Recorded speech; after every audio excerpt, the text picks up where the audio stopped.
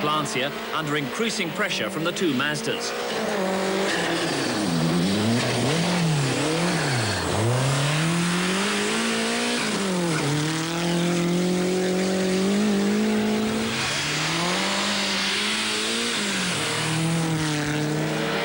Carlson in second clearly had instructions to attack, but his aggressive approach ended with a collision with a snowbank that cost him a minute.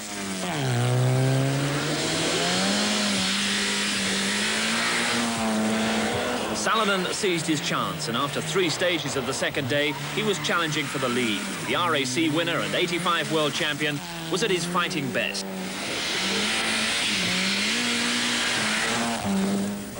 Blomqvist, after his first day heroics, is about to hit problems.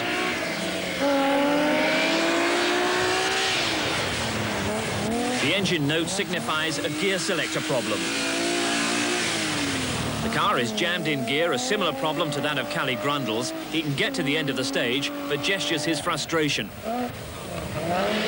Taking advantage now is Juha Kankkunen, who moves ahead of Blomqvist and into 4th place.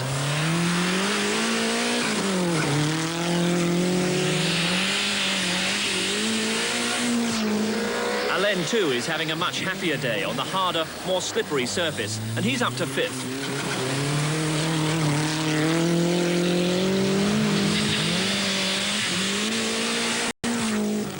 Per Eklund in the Audi Quattro was being urged on by the continuing pressure of Kenneth Eriksson.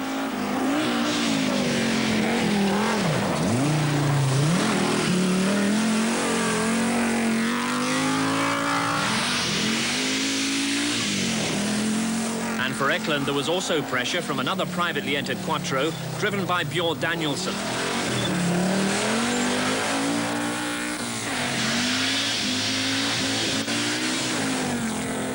This is Eriksson in 9th place behind Eklund and Danielsson, and despite appearances, he's still having to nurse the car, which is continuing to overheat.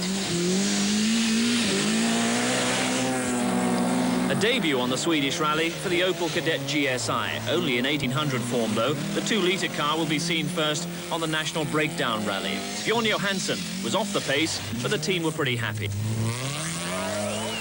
But this is the battle for the lead. Michael Eriksson being rapidly overhauled by the Mazda of Salonen.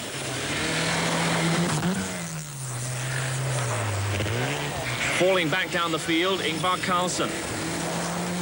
And he's under pressure from the Lancia of Kankkunen. 5th place is Alén.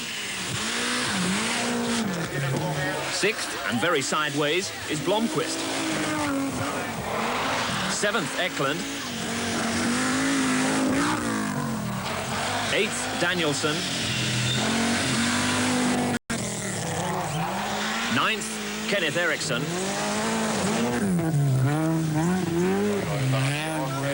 And then the Opel Kadett of Björn Johansson. It was clearly going to be Salonen's event, and he duly swept into the lead. Mazda were heading for their first World Championship victory, and it will be the first victory by an Oriental manufacturer in Europe for 11 years.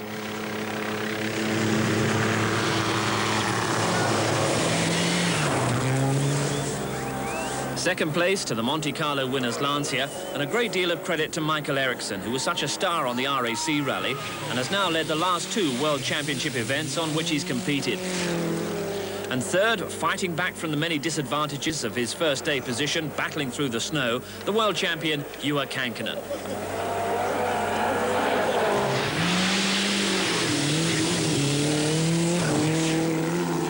Mazda at one point held the first 3 positions, but they're content with 1st and 4th. Ingvar Carlsson takes 4th after his earlier delay buried in the snowbank.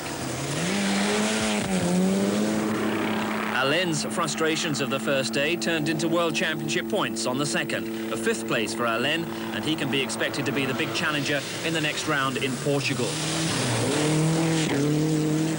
Stig Blomqvist's aggression was rewarded with 6th place, and the former world champion was spectacular and entertaining right to the end.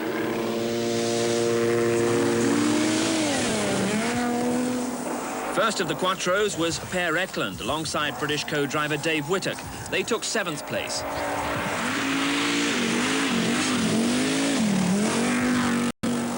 But a tremendous performance by Kenneth Eriksson in the Golf GTI. The first of the two-wheel drive cars took 8th.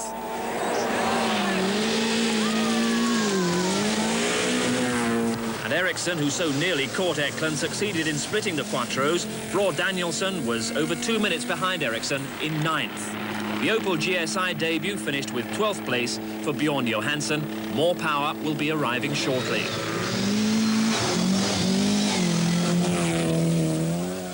So central Sweden can now return to the reindeer. But the midnight sun had a touch of the rising sun about it as Japan, in the shape of Mazda, scored a rare World Championship victory. Some things never change, though. A Scandinavian was behind the wheel. Finland wins from Sweden, Salonen first, Eriksson second, and the world champion Kankkunen third. But it's Kankkunen with a 7-point lead in the Drivers' Championship, ahead of Salonen and the Monte Carlo winner Miki Biasion. Next stop, Portugal, where the roads are clear of snow and hopefully clear of spectators. Yes, that was